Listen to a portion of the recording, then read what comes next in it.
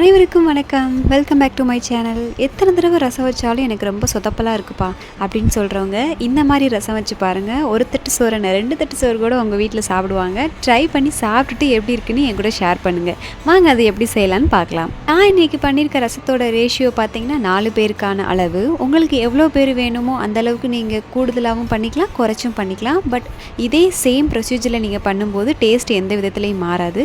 ஒரு mixie jar எடுத்துக்கோங்க. 1 spoon மிளகு, 1 ஸ்பூன் ஜீரகம், 2 பச்சை மிளகா, 1 தக்காளி. பெரிய வெள்ளை பூண்டு கிடைக்குது அப்படின்னா நீங்கள் 6-7 பீசஸ் ஆட் பண்ணிக்கலாம். இல்லை ரசப்பூண்டு அப்படி கிடைக்கும்போது நீங்கள் ஒரு பஞ்ச் ஆஃப் அந்த ஃபுல்லையுமே நீங்கள் அப்படியே போட்டுறணும். கொஞ்சமாக கொத்தமல்லி ஆட் பண்ணுறேன். ரொம்ப கொத்தமல்லி போட்டால் பச்சை ஸ்மெல் அதிகமாக வந்துடும். ஸோ கொஞ்சமாக நான் ஆட் பண்ணிக்கிறேன். இது எல்லாத்தையும் மிக்ஸி ஜாரில் போட்டு நல்லா அரைச்சி வச்சுக்கோங்க. ஒரு பேன் எடுத்துக்கோங்க, ஆயில் ஆட் பண்ணிக்கோங்க. நான் ரொம்ப ஆயில் ஆட் பண்ணல, 2 ஸ்பூன் தான் ஆட் பண்ணி. 1 ஸ்பூன் கடுகு, 1 ஸ்பூன் ஜீரகம், 2 காய்ந்த மிளகாய், கொஞ்சம் கருவேப்பிலை ஆட் பண்ணிவிட்டு நல்லா வதக்கிக்கோங்க. அந்த வதங்குற டைம்லேயே நான் பெருங்காய பொடியை போட்டுறேன். பெருங்காய பொடியை போட்டதுக்கப்புறம் நம்ம அரைச்சி வச்ச விழுதுகளை அதில் ஆட் பண்ணி நல்லா வதங்கணும். அந்த பச்சை ஸ்மெல் போகிற அளவுக்கு நம்ம வதங்கும் போது தான் அதோட டேஸ்ட்டே நல்லா என்ஹான்ஸ் பண்ணி கொடுக்கும். அது வதங்கிட்டு இருக்கும் போதே 1 ஸ்பூன் மஞ்சத்தூள் நான் ஆட் பண்ணிக்கிறேன். ஒரு பெரிய லெமன் சைஸ் புளி கரைசல் கரைச்சி வச்சுருக்கேன். ஆஃப்டர் மேரேஜ் தான் ரசம் வைக்கவே எனக்கு தெரியும். இந்த ரசம் நான் எப்படி கற்றுக்கிட்டேன்னு பார்த்தீங்கன்னா எங்கள் அம்மாவுடைய ரசம் தான். ஒரு தடவை நான் ரசம் வைக்கும்போது நான் மறந்துடுவேன். ஏதாவது ஒரு இன்க்ரீடியண்ட்டை நான் மறந்துடுவேன்.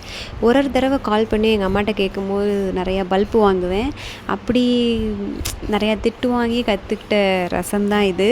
இப்போ நான் உங்கள் கூட ஷேர் பண்ணுறேன். ஸோ நீங்கள் கண்டிப்பாக ட்ரை பண்ணிவிட்டு எப்படி இருக்குன்னு கமெண்ட் செக்ஷனில் சொல்லுங்கள். அந்த ராஸ்மெல் போகிற அளவுக்கு நல்லாவே வதக்கிட்டோம். அதுக்கப்புறம் பார்த்திங்கன்னா பெரிய லெமன் சைஸ் புளி கரைசல் கரைச்சி வச்சுக்கோங்க. அதையும் இதோட ஆட் பண்ணிவிட்டு நல்லா மிக்ஸ் பண்ணி விடுங்க.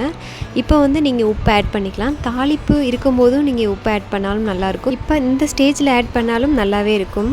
எந்த அளவுக்கு நமக்கு உப்பு தேவையோ அதை டேஸ்ட் பண்ணிவிட்டு நீங்கள் ஆட் பண்ணிக்கோங்க. அந்த புளி கரைசலோடு சேர்த்து உங்களுக்கு எவ்வளோ தண்ணி தேவையோ ஒரு 2 டம்ளர் நீங்கள் ஆட் பண்ணிக்கலாம்.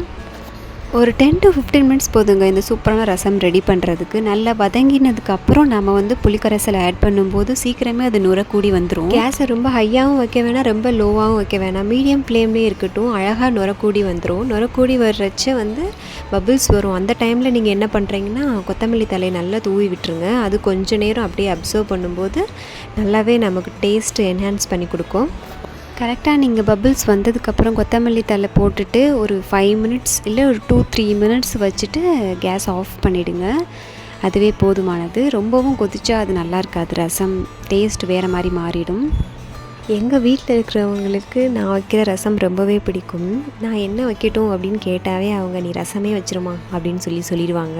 எங்கள் அண்ணாவாக இருக்கட்டும், அக்காவாக இருக்கட்டும், எங்கள் அத்தையாக இருக்கட்டும், எல்லாருக்குமே நான் வைக்கிற ரசம் ரொம்ப பிடிக்கும். என்னோடய பையனுக்கும் தஷ்குட்டிக்குமே அவனுக்கு ரொம்பவே பிடிக்கும். அதாவது வேறு குழம்பு வைக்கும்போது அவன் சாப்பிட மாட்டான். சடனாக நான் ரசம் வச்சு கொடுக்கும்போது அவன் சாப்பிட்டுப்பான். ஸோ எனக்கு அந்த ஆல்டர்னேட்டிவ் அந்த ஒரு ரசம் என்னை இவ்வளோ நேரம் காப்பாற்றிட்டுருக்கு அந்த சின்ன பையன்கிட்டருந்து. ஸோ நீங்களும் இந்த ரசத்தை ட்ரை பண்ணிவிட்டு எப்படி இருக்குன்னு என் கூட கமெண்ட் செக்ஷனில் சொல்லுங்கள். நீங்கள் ட்ரை பண்ணிட்டீங்கன்னா உங்கள் வீட்டில் என்ன கமெண்ட் சொன்னாங்க அப்படிங்கிறதும் என் கூட ஷேர் பண்ணிக்கோங்க. இந்த வீடியோ பார்த்த அனைவருக்கும் மிக்க நன்றிகள்.